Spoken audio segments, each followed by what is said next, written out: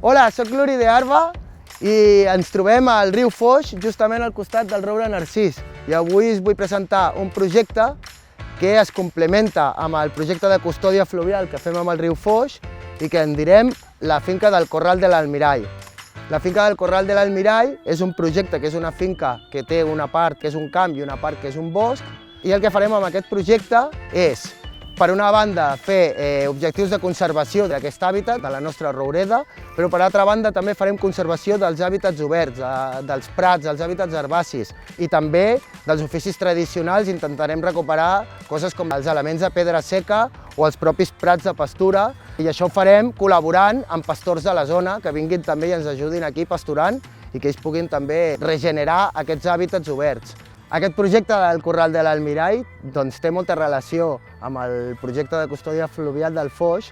així com a les Bassetes. El que vam fer en aquell terreny municipal al costat és plantar una selva. Aquí al Corral de l'Almirall, al costat del roure Narcís, el que plantarem és una devesa, i aleshores els arbres estaran més separats, permetran espais oberts amb herba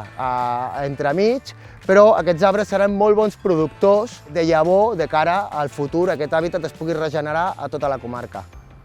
Avui hem estat plantant alzines, roures, freixes, murtes i altres espècies autòctones, els voluntaris i les voluntàries d'Arba Litoral. Arba Litoral som l'Associació per la Recuperació dels Boscos Autòctons. Operem el sistema litoral català i ens dediquem a fer restauració ambiental. Fem custòdia de territori, tant terrenys públics com les Bassetes, o dominis hidrogràfics com el riu Foix, o com en aquest cas finques particulars, que nosaltres les agafem i restaurem aquells hàbitats, sobretot, que siguin més vulnerables. A més de fer actuacions per millorar i conservar i recuperar els hàbitats prioritaris com la roureda i com els prats, una altra cosa que farem serà gestió forestal en aquell bosc que teniu allà darrere,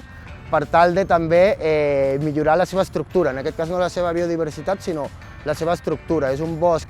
que té condicions per poder arribar a ser un bosc madur, i per tant el que farem serà gestionar la fusta més gruixuda, s'ha de quedar dintre del bosc, perquè aquesta fusta gruixuda és bona per la maduració del bosc, per la fauna, per molts elements que fan que aquest bosc sigui més resilient i més biodivers a llarg plaç, i també més resistent als focs. Però a més també el que estem fent per protegir una mica els arbres mentre són joves és portar tota la branca xica, que aquesta sí que és un risc de matèria combustible, l'estem traient fora del bosc i l'estem fent servir per protegir de moment aquests arbres, i que després s'acabarà descomposant aquí al prat i acabarà integrada en el substrat del prat. Doncs mireu, aquí aquesta zona,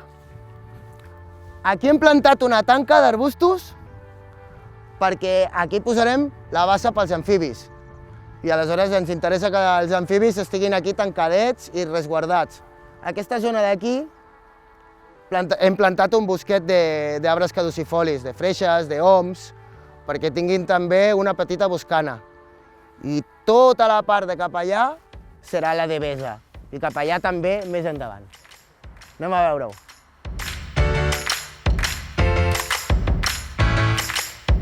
Mireu, la dehesa l'hem escollit fer-la aquí, perquè per començar aquest camp té unes condicions edàfiques, un sòl molt bo, molt profund. Aquí hi ha un substrat de sorra en molt bon estat, que no està gens contaminada, i que ens permetrà fer créixer roures òptims d'aquest tipus de roure, que en queden tan pocs aquí en aquesta zona. També per aquesta raó és un hàbitat molt bo per generar pastures, i per això pensem que durant tants segles va ser una zona pasturable el Corral de l'Almirall. Per això es diu el Corral de l'Almirall, perquè sempre ha tingut relació amb el bestiar. I aleshores sí que és veritat que durant els anys 21, 22, 23 va haver-hi una llarga sequera aquí a la comarca, i aquest camp va perdre molta productivitat, i diverses persones que l'estaven conreant i pasturant el van abandonar, van deixar de fer coses, i per això al final nosaltres hem adquirit la custòdia d'aquest camp per, a part de fer conservació del medi natural, millorar una mica la seva productivitat, que serà en la pastura, que diferents pastors que fan transhumància per la zona, pel país, podran venir aquí i fer pastures en aquesta zona, també en alguns llocs del riu Foix i en altres finques del territori. Aquí veieu un exemple del tipus de silvicultura regenerativa que nosaltres practiquem. El que hem fet aquí nosaltres és portar un triturat forestal que procedeix d'un pagès que ens ho porta, que es dedica a fer trituracions de franges forestals pels perímetres dels incendis, i això el que ens serveix a nosaltres és per millorar l'estructura d'aquest substrat que està una mica degradat i millorar també la seva captació d'humitat per millorar la seva fertilitat, aportar-li carboni i, en definitiva, millorem el creixement del jove arbre que està aquí dintre d'aquest tub protector contra els animals herbívors i també fem retrocedir durant un primer temps les plantes herbàcies que hi puguin competir. Després, un cop aquest substrat s'hagi descomposat, les plantes herbàcies tornaran a recolonitzar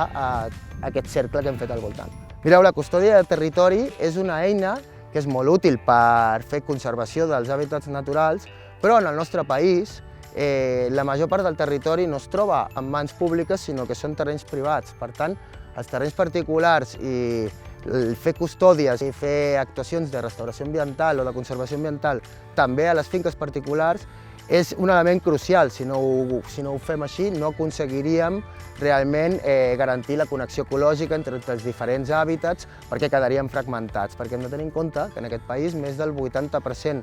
de les finques són particulars i a resultes de la nostra història, l'abandonament agrícola, la revolució industrial i diferents coses que van anar passant durant el segle XIX, durant el segle XX, moltes de les finques estan abandonades. Des d'Arba, per això ens dediquem també a la custòdia de finques particulars per tal de millorar la seva conservació i també fer diferents tasques per fer prevenció d'incendis, per millorar conreus que hi havia i que s'estiguin perdent, o elements com, per exemple, la pedra seca, que és un patrimoni de la humanitat i que forma part d'aquesta tradició del nostre país.